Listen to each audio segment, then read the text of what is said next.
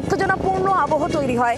সামরিক উত্তেজনা বলুন বা যুদ্ধের যখন আশঙ্কা করা হয়, তখন বাজারে কিছু লোক যারা অসাধু কাজ করার চেষ্টা করে, একটা অসাধু চক্র কাজ করে। তবে এবার তা আগে ভাগেই রুখে দেওয়া হয়েছে রাজ্য প্রশাসনের তরফ থেকে।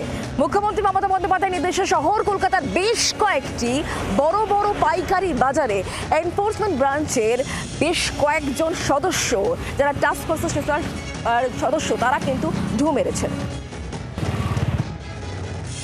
দেশের বর্তমান পরিস্থিতিতে যেন কালোবাজারি করে কেউ যেন দাম না বাড়ায়, কেউ যেন হোর্ডিং করবার চেষ্টা না করে, বর্ডার দিয়ে বেশি টাকা পাবো বলে অন্য জায়গায় মাল সাপ্লাই না করে। ভারত পাক সীমান্ত উত্তেজনা চরমে। এই সুযোগে অসাধু ব্যবসায়ীদের দৌরাত্ম্য বাড়তে পারে, সেই আশঙ্কা করেই কালোবাজারি রুখতে আগেভাগেই সতর্ক হয়েছে নবান্ন। এবার নিত্য প্রয়োজনীয় জিনিসের মূল্য বৃদ্ধিতে রাশ টানতে কলকাতার বিভিন্ন বাজার ঘুরে দেখল টাস্ক ফোর্স।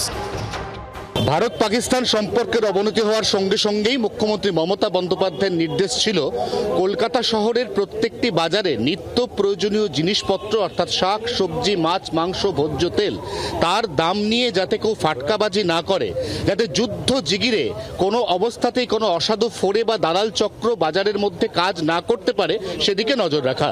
তারই অঙ্গ হিসেবে এই মুহূর্তে এনফোর্সমেন্ট ব্রাঞ্চের টাস্ক ফোর্সের সদস্যরা বাজারে ঘুরছেন। দুদিন আগেই অভিযান হয়েছে শিয়ালদার কোলে মার্কেটে। এবার টাস্ক ফোর্স হাজির হলো উল্টোডাঙ্গা পাইকারি বাজারে। পেঁয়াজ আলু ডাল সহ নিত্য প্রয়োজনীয় জিনিসের গুদাম ও দোকান ঘুরে দেখলেন অফিসাররা। আমরা গত পরশুদিন কোলে মার্কেট ফিশ মার্কেট ঢুকেছিলাম হোলসেল, সেখানেও দেখেছি স্বাভাবিক, একটা বেগুনের দাম একটু বেশি, বাকি সব এখানেও দেখছি একদমই নর্মাল, কোনো অস্বাভাবিকতা আমাদের এখনো চোখে পড়েনি।